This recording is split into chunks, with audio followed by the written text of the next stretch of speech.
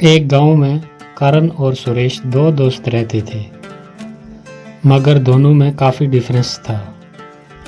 करण जहां एकदम गोरा और चालाक भी था और ऊपर से अमीर भी था, वहीं सुरेश एकदम काला कलोटा और ऊपर से सीधा साधा और हालात में गरीब भी बना दिया था।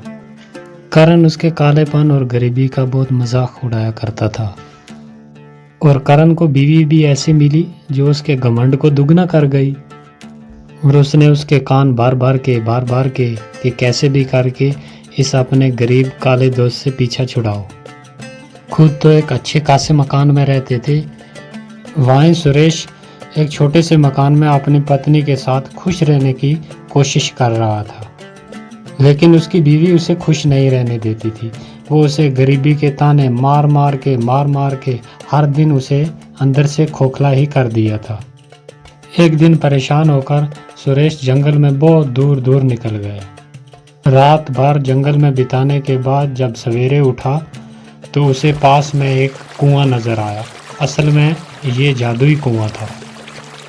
सुरेश ने उस कुएं में अपने हाथ मुंह धोकर मन ही मन में बोला, काश मैं भी अपने दोस्त की तरह गोरा और अमीर होता।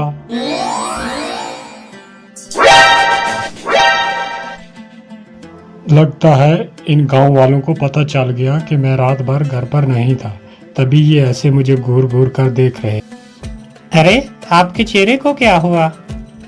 क्या हुआ? कुछ भी नहीं। तुम्हारे ताने सुन सुनकर मेरे कान पक गए, इसीलिए मैं जंगल में चला गया था, तो रात भर सोया नहीं, इसीलिए थोड़ा ऐसा दिखता हूँ। और क्या हुआ? अरे नहीं, थोड़ा नहीं, बहुत कुछ हुआ है।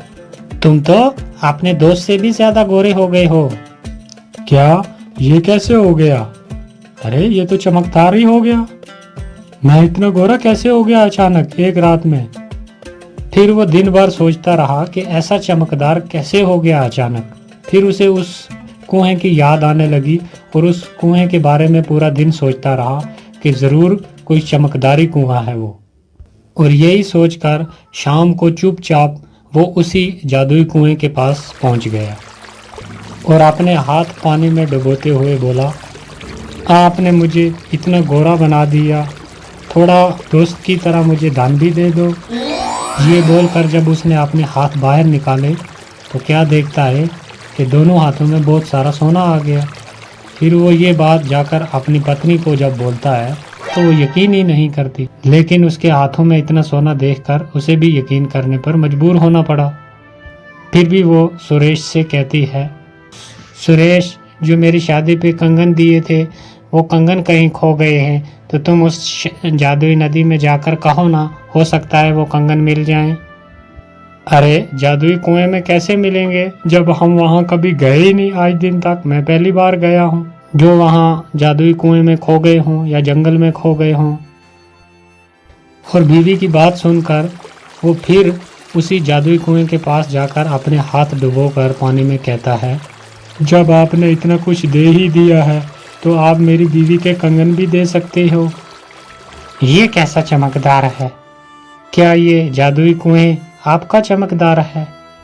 हाँ बिल्कुल, मैं एक जादुई कुआं हूँ और तुम्हें जो चाहिए, जब चाहिए, जितना चाहिए, अपने लिए और अपने दोस्तों के लिए जो भी मांगोगे तुम्हें फौरन मिल जाएगा। आप सच कह रहे हैं? जादुई कुएं क्या? हाँ, लेकिन एक बात याद रखना, तुम अपने लिए या अपने दोस्त के लिए जो भी मांगोगे उसका तुम्हें दुगना दे दिया जाएगा। इस बात को अच्छे से याद रखना। अगर ऐसा है तो मेरा एक ही दुश्मन है और वो दोस्त है मेरा जिसके पास अच्छा मकान है। मैं चाहता हूँ कि उसके पास और भी मकान हो और भी दौलत हो।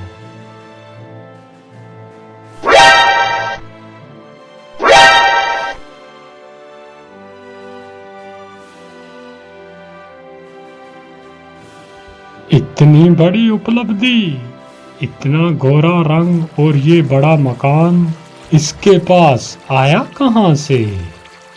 यहाँ दिल का अच्छा और बोला सुरेश उस जादुई कुएं के सहारे मजबूर और बेबस लोगों की मदद करने में लग जाता है। वो उस जादुई कुएं के बारे में किसी को कुछ भी नहीं बताता, और वो किसी की भी कोई चीज़ खो गई हो या किसी को किसी चीज़ की ज़रूरत हो तो वो चुपचाप उस जादुई कुएं में जाकर अपने हाथ डुबोकर उन लोगों को वो चीज़ मुहैया करवा देता था। यहाँ तक कि वहाँ का जो राजा था उसका बेटा एक बार खो गया।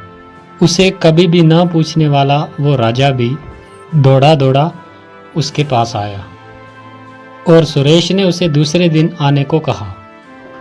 फिर रात को सुरेश चुपचाप उस कुएं के पास चला गया और अपने हाथ पानी में डालकर बोला, ए जादुई कुएं, ये राजा मेरी कभी कोई इज्जत नहीं करता था, लेकिन आज अगर उसका बेटा मिल जाए तो मेरी बहुत इज्जत बन जाएगी। बेचारा बहुत परेशान है, उनका बेटा मिला दो।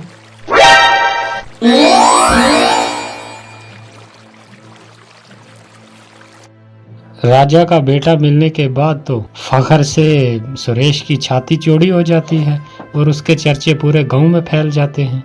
अब हर कोई उसे मदद मांगने के लिए पहुंच जाता है और सुरेश की चौड़ी छाती देखकर करण और उसकी बीवी बुरी तरीके से जल भुन जाते हैं।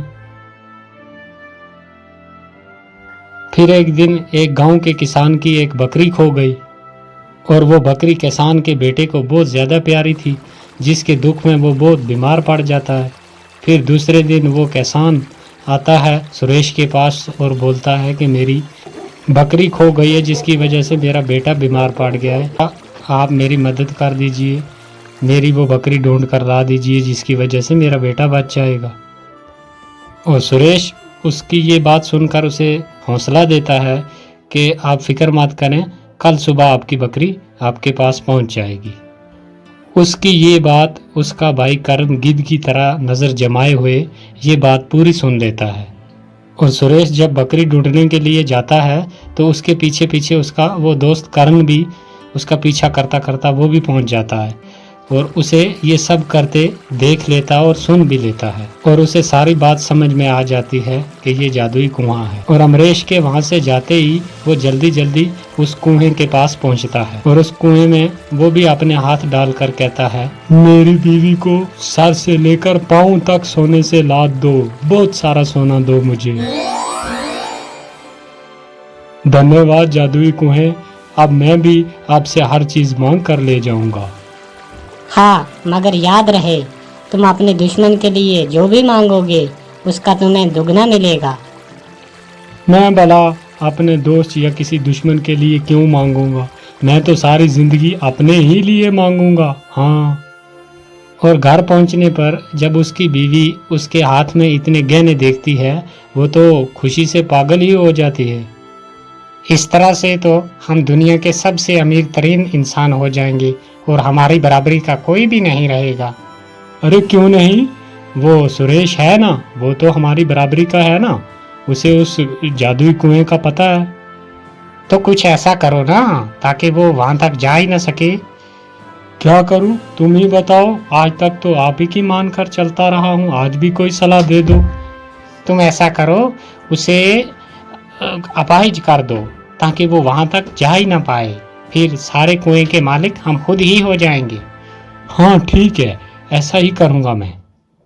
दूसरे दिन फिर खुशी खुशी करण जो है वो उस कुएं के पास पहुंच जाता है और अपने हाथ डालकर बोलता है, ए जादुई कुएं, मुझे बहुत सारे कपड़े साड़ियाँ दो मेरी बीवी के लिए। ए जादुई कुएं, मैं चाहता हूँ कि मैं ही आपके पास आऊँ, इसलिए मेरे दोस्त सुरेश को अधमरा कर दो ताकि वो यहाँ तक पहुँच ही न सके। तुमने बहुत बड़ी गलती कर दी करण। मैंने पहले के दिन आपको बोला था कि तुम अपने दोस्त या दुश्मन के लिए जो भी मांगोगे उसका तुम्हें दुगना मिलेगा, और तुमने मांगा कि मेरे दोस्त को अधमरा कर दो, इसलिए तुम पूरे ही मारे जाओगे। अरे नहीं नहीं, गलती हो गई मुझसे, लालच में करण को कुएं की बात याद ही नहीं रही और उसने लालच में आकर अपनी जान से हाथ धोने पड़े। तो दोस्तों, इस कहानी से हमें ये सीख मिलती है कि अगर तुम्हें किसी चीज़ से कुछ मिलने लग जाए तो उसकी कही हुई बात और उसके रूल जो है वो कभी ना भूले, वरना अपनी जान से भी हाथ धोना पड़ सकता है। तो ये थी दोस्तों आज की कहानी। तो आपसे रिक्वेस्ट है कि चैनल को सब्सक्राइब कर दें और वीडियो को जाते टाइम लाइक कर दिया करें ताकि हम दूसरी वीडियो आपके लिए जल्द अपलोड कर सकें।